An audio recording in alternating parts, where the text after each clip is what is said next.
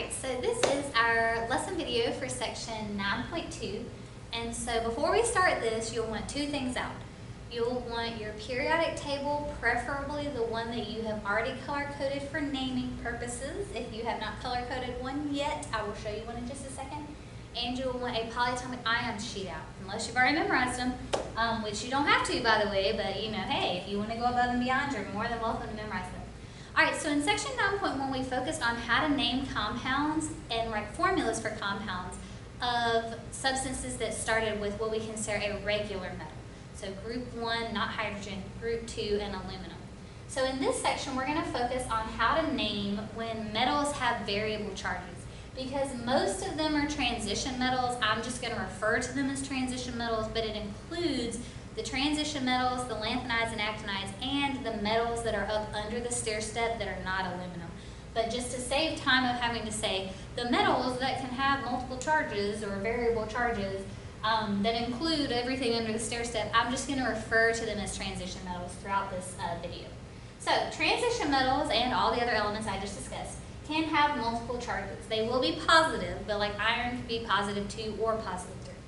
So you cannot tell the charge based on the group that it's in. So I can't look at the periodic table and find iron, which is Fe, and know if it's going to be positive 2 or positive 3. I have no way of knowing. So since transition metals can have multiple charges, we use a Roman numeral to indicate the charge. So this is just a quick review of Roman numerals to make sure you know what they are. So 1 is of course I, 2 is 2 I's, 3 is 3 I's, 4 is IV. A lot of times people want to put VI, but that's actually 6. And then 5 is V. In here, and pretty much just most places, you're not going to see over 5. It happens, but it's very uncommon. So in this class, though, if you're trying to do a Roman numeral of 8, and you think, well, dang, Miss Borders didn't show me how to do a Roman numeral of 8, that means you're doing something wrong. Alright, so for example, in the names, you'll see a Roman numeral. So instead of FeCl2 just being called iron chloride, because the Fe has a positive 2, it's called iron Roman numeral 2 chloride. So I'm going to show you how to get the Roman numeral, how to cross charges, things like that.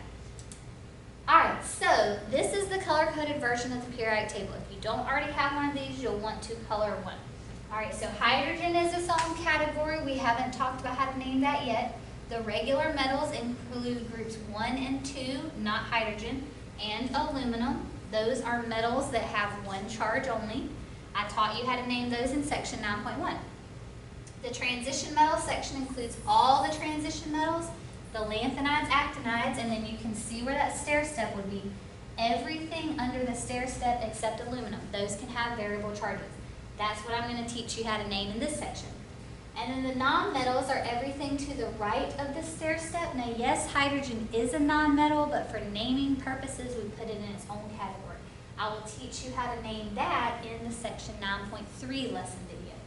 Alright, so anytime a compound starts with one of these green elements, what I'll just refer to as transition metals, even though it includes some other ones too, you follow the rules of naming from this video. Alright, so let's go ahead and get started. So when naming compounds that start with a transition metal, you should balance charges to figure out the charge of the transition metal.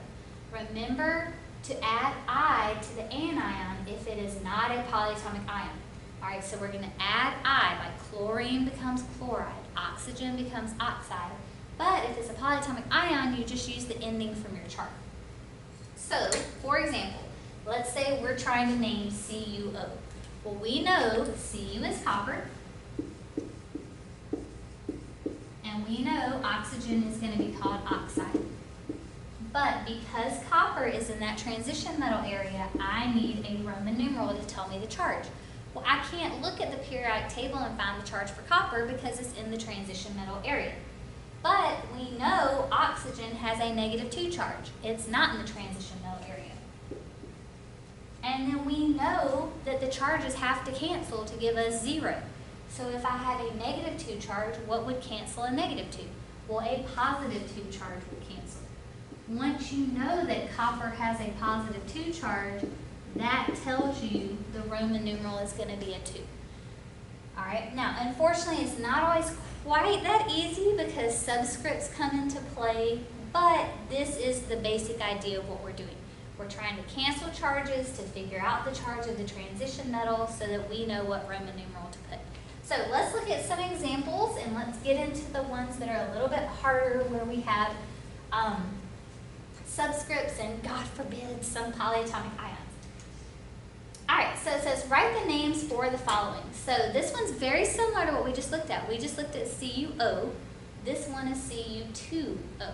Now a lot of you want the subscript to be the Roman numeral. Like you want to call this copper 2 oxide. But the subscript is not the Roman numeral. The Roman numeral is the charge. All right, so we know Cu is copper. We know it's a transition metal, so I'm going to have a Roman numeral. And we know oxygen is oxide. So now we just have to figure out what is the Roman numeral. Okay, well we know oxygen's -2. So what cancels out a -2? A +2. Now sometimes when you have subscripts, you have to do a little bit of math, okay? So I'm going to write the +2 up really high because that's not the charge of copper. That's just how many positives I need to cancel out 2 negatives. So 2 negatives can be canceled out by 2 positives. But I have a subscript down here. So all you have to do is just divide. +2 divided by 2 means they each get a +1. But for some reason when I say that in class, nobody understands it. So let me say it in a way you can understand with money. Let's say I have $2 and I'm going to split it between 2 students. How much do they each get? They each get $1. Like if I'm going to split $2 up between 2 students, they don't each get $2. They each get $1. So that means each copper ion only has a +1 charge. Because see, now we have 2 positives and 2 negatives. So because we decided copper has a +1 charge, this is called copper 1 oxide. And see, that throws everybody off. Because why in the world would you call, where you can clearly see there's a 2 there, why would you call it copper 1? Because the Roman numeral is the charge, not the subscript. I really just need to get a t-shirt made and just wear it every day that I teach this chapter. All right, so let's move on to the next one. So we have FeCl3. So Fe we know is iron, or hopefully you know that. And then Cl we know is going to be called chloride. And don't forget those I endings, okay? I'll notice if you call it iron something chlorine. Alright, so we got to figure out what charge iron has because it's in that transition metal area. Well, we know chlorine has, or chloride when it's an ion, has a -1 charge. But we have a subscript. So if I have 3 chlorines or chloride ions and they each have a -1, how many negatives do we have? We have -3. Okay, so again, I'm going to write it up high because that's not the charge. The charge on chlorine is -1. But because we have 3, I have a total of -3. So I need to cancel out 3 negatives. So how many positives do I need? I need 3 positives. So that means Fe is going to be +3. So see, I have +3, -3. So since I've decided iron is +3, then I put a Roman numeral of a 3 there. Okay, it just takes a little bit of practice. Let me just give you an example. Let's say, I'll just make up a compound. Let's say we have a compound XZ, okay, totally made up. And we have a subscript of a 2 and a 3 here. All right, when you are doing charges, let's say this is a negative charge. You multiply on the way up. Well, it can't be -1. That wouldn't actually cancel. Let's say this is a -2 charge. You multiply on the way up to get the total negative charge. So that would be -6. You cancel out, so that would be +6. And then if you have a subscript down here, you divide. Okay, so like we multiply on the way up, we cancel, and then we divide on the way down. If you have subscripts. Okay, that's how it works. So 3 times -2 gives me a -6. To cancel, I have a +6. Since I have a 2 down here, I'm going to say +6 divided by 2 is +3. That's all you're doing. You're kind of making a box. That's all you're doing. Okay? That may have actually confused you more, but in my mind it makes sense. Alright, so oh gosh, let's throw in a polyatomic ion. Okay, everybody just calm down. It's going to be fine. All right, so PB, hopefully you know that's not peanut butter. It is lead.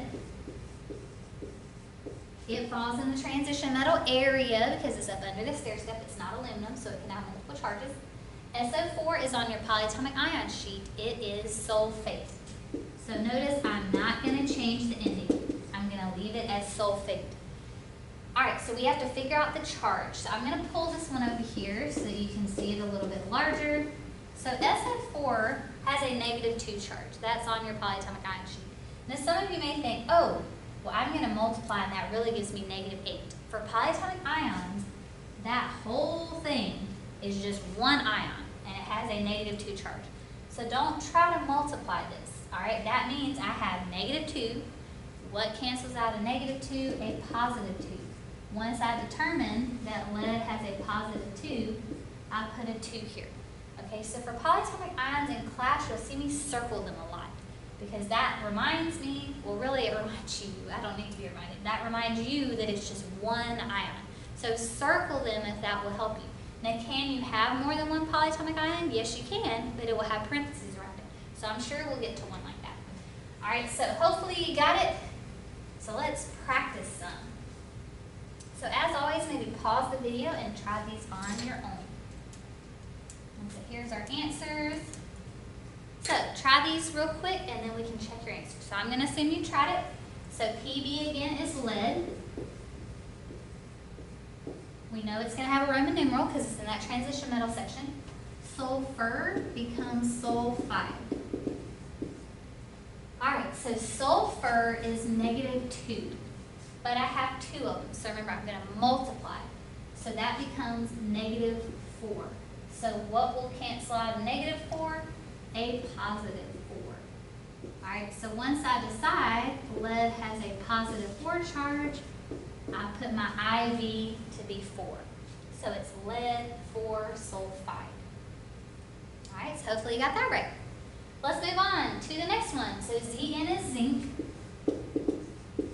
We know that is a transition metal, so I'm going to put my parentheses. And then C2H3O2 is acetate. That is on your polyatomic ion sheet. So again, don't freak out over a polyatomic ion. If you look at your polyatomic ion sheet, it will tell you that acetate has a -1 charge. So here, let me circle it. So this whole thing has a -1 charge, but I actually have 2 of them. See how the 2 is outside of the parentheses? So -1 times 2 means I really have 2 negatives that I need to cancel out. So what will cancel out 2 negatives? 2 positives. So zinc is +2. Okay, so in this case we have the parentheses, so you actually have more than one polyatomic ion. Alright, so hopefully you got that right. The last one's tricky. For some reason, a lot of you get really messed up if the first element has a subscript. I don't know why. You just divide your charge to figure out what it is. All right, so Ag is, of course, silver, not gold. It is a transition metal, so I need my Roman numerals. PO3 is called phosphite.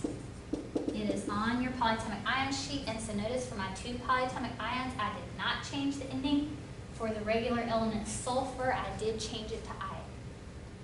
Alright, so we got to figure out this charge. If you look at your polyatomic ion sheet, PO3 all together has a -3 charge. So I'm going to circle it. It's all one thing, has a -3 charge. So I need to cancel out a -3, so that means I need a +3. But I have a subscript. So this would be like me saying I have $3 and I'm going to split it between 3 students. So how much do they each get? 1. So silver is going to have a 1 charge because see, 3 times 1 is +3 and that cancels out -3. So because we decided that silver has a +1 charge, it's called silver 1 phosphite. Okay, so you gotta be careful with those subscripts. You gotta know when to use the subscript, like here, to make a -4, and when not to, like when it's part of a polyatomic ion. Alright, so hopefully it's kind of coming together. So let's look at probably a couple more. I try to do like an infinite amount of examples on these, which makes the videos kind of long. Sorry about that. Alright, so if you're in the honors class, we learn the old naming system, but I don't do that in regular. So so here's just some more examples, and so we're just going to focus on using the normal naming system. So don't use that chart that you just saw. That's just for honors.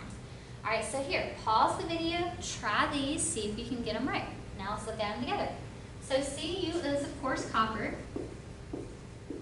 It's a transition metal, so I'm going to need that Roman numeral. And phosphorus, P, becomes phosphide. Don't forget that IDE ending. All right, so now we got to figure out what's the Roman numeral. So phosphorus has a -3 charge. If you have not labeled your periodic table with charges and you don't know how to tell what they are, you need to go back and do that. All right, so it has a -3 charge, so what cancels out a -3? A +3. But I have a subscript down here. So +3 divided by 3 is a +1. Once I determine that, it's copper 1 phosphide. All right, copper 1 phosphide. Now, oh gosh, there's a polyatomic ion, so be careful on this one. All right, I'll assume you've already tried it. So Fe is iron. We know it's a transition metal, so I'm going to put my Roman numerals. NO3 is on your polyatomic ion sheet. It is nitrate. So notice I did not change the ending, I just wrote what it was off the sheet. So when you go to your polyatomic ion sheet, NO3 has a -1 charge. So this circled area has a -1 charge. But I actually have 3 of them. So that's really -3. So what cancels out a -3? A +3. Okay, so I'm going to erase the -3 because that's not real. So see, we have +3, -3. So since iron has a +3 charge, it is iron 3 nitrate. So hopefully you got that one right. All right, so last one. If you haven't gotten any right, I know you can do the last one because there's no subscripts, no polyatomic ions. All right, so what's Pb? Pb is lead. It falls in the multiple charges category, so I need a parentheses with Roman numerals. And sulfur becomes sulfide. So sulfur, when it forms an ion, has a -2 charge. So no subscripts, nothing to worry about. What cancels out a -2? A +2. So once I determine that, it is lead 2 sulfide. All right, so hopefully you at least got one of those right. It takes practice. Okay, that's the thing, is you gotta practice. You can watch me do it all day and I make it seem super easy, but that's because I already know what the answer is gonna be. All right, so there's our answers. Honors, don't worry about those, that's the old naming system. So we just learned how to write the name, and now we've got to be able to write the formula. So writing the formula for a lot of y'all is easier than writing the name. When you write the formula for a compound that starts with a transition metal, you have to balance the charges. So for example, if I said vanadium V fluoride, a lot of you, you'll put VF, because vanadium's V and fluoride's F. But you didn't balance your charges. Okay, so V means 5. That means vanadium has a +5. F, you can find on the periodic table, has a -1. So you've got to cross your 5 down. So your actual answer should be VF5. Another common mistake I get is I get this as the answer, V5F, because you see vanadium 5, and so you put it as a subscript. Remember, the Roman numeral is the charge, not the subscript. Again, I need to get a t-shirt made. I'll just point at it. The Roman numeral is the charge, not the subscript, because I will say that an infinite amount of times during this chapter. All right, so let's look at a couple together, and again, just disregard the honors ones, because we don't do the old naming system. So it says 10,2 permanganate. Well, 10 is Sn, and then the Roman numeral is the charge. So that means it has a +2 charge, because we can't find the charge on the periodic table, because remember, that whole transition metal under the stair-step lengthenized actinides, they have multiple charges. Permanganate is on your formula sheet. It's MnO4 -1. Okay, so now all we have to do is just do our normal charge crossing. Some of y'all, you've gotten really good at that at this point. So a +2 and a -1 don't cancel. I need to cross my 2 down. How do we cross something down to a polyatomic ion? We put it in parentheses, just like that. And that's what you do. Okay, so really the only difference in a regular metal and a transition metal when writing the formula is I give you the charge. You don't even have to look at the periodic table. All right, so let's look at our next one. We have mercury 1 oxide. So mercury is, of course, Hg. The Roman numeral is the charge, so it's +1. Oxide is O. If you look at the periodic table, it's in group 16, so it has a -2 charge. And so +1, -2 do not cross, so I cross my 2 down. And that's it. This is why I'm saying a lot of you do better with the writing of the formula when you see a polyatomic ion than you do making the name. All right, so we're not going to look at cobaltic chloride. We're going to do vanadium 2 hydroxide. So vanadium, of course, is V. The 2 tells me the charge, +2. Hydroxide is on your polyatomic ion sheet. It's OH -1. Now this is a common mistake because hydroxide is one of the few polyatomic ions that doesn't have a subscript. When you cross that 2 down, a lot of you forget to put what? Parentheses. Hydroxide is still a polyatomic ion. So when you cross that 2 down, you still need parentheses. That's one of the most common things that people do wrong when you get really good at writing formulas is forgetting to put parentheses around hydroxide or cyanide, one of those polyatomic ions that doesn't have a subscript. All right? So hopefully this way is not quite as bad as coming up with the Roman numeral.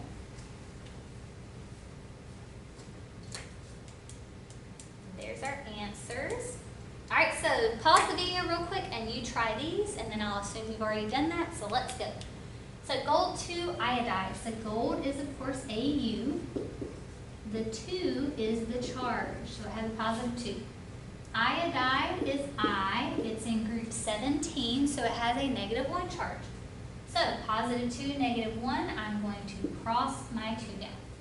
And remember, on your answers, just a friendly reminder, you don't have to have the charges. You have to have the subscript.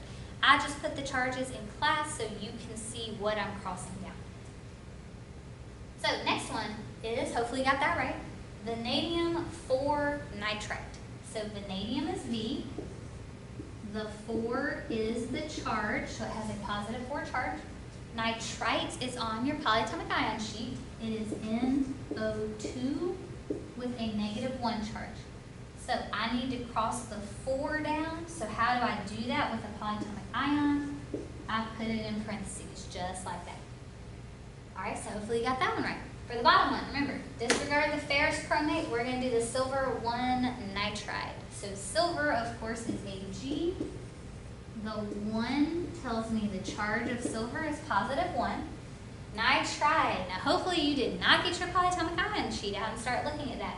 Remember, nitrite, I-T-E, and nitrate, A-T-E, are polyatomic ions. Nitride, I-D-E, that's just nitrogen. Okay, it's just like if I said oxide. If I say oxide, you all know it's oxygen. If I say chloride, you all know it's chlorine. But for some reason, nitride, y'all try to look at your polyatomic ion. It's just nitrogen. Nitrogen is in group 15, so it has a -3 charge. So since I have +1 and -3, I just cross that 3 down. All right, so hopefully you had some success on writing those formulas.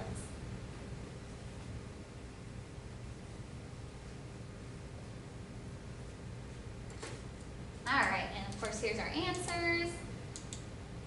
So our section assessment is pretty short since I gave you like an infinite amount of examples in this section. I tried to cut some slack on the assessment.